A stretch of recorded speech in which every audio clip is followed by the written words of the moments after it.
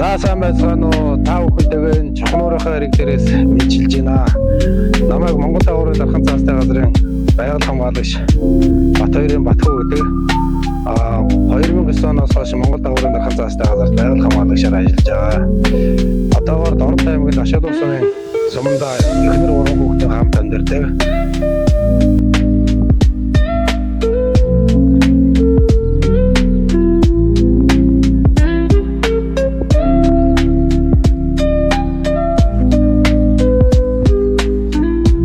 Монгол дагуурын дархан цаастай газар нь 1992 онд дагуурын хэр авдаг нуун төрхөөр хадгалан хамгаалах зорилгоор улсын тусгай хамгаалтанд авдаг байдаг.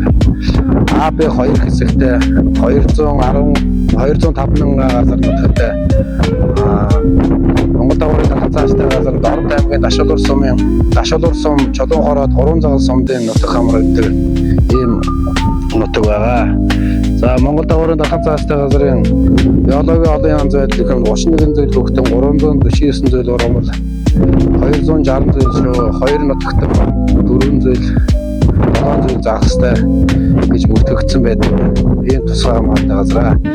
За 2017 онд Дэлхийн байгалийн өвд бүртгэгдсэн Монгол улсын 11 арам сарын конвенцэд бүртгэгдсэн нутгуудын нэг юм аа. За ингээд Монгол орны шууд чухал нутаг газар юм аа энэ Монгол дагуурын дархан.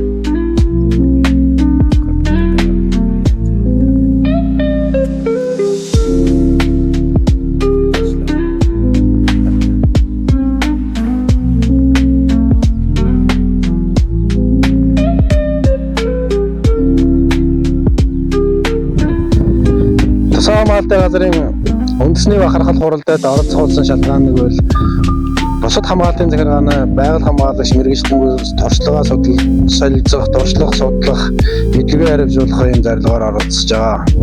За байгаль хамгаалагчд маань энэ хуралдаагаар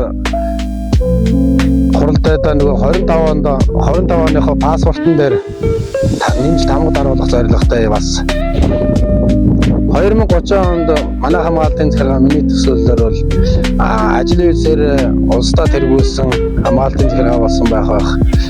Бас байгаль хамгаалагч бидний ажиллах нөхцөл маань сайжирсан, мэдлэг уур чадвар маань дээшилсэн юм байх болов уу гэж харж байгаа.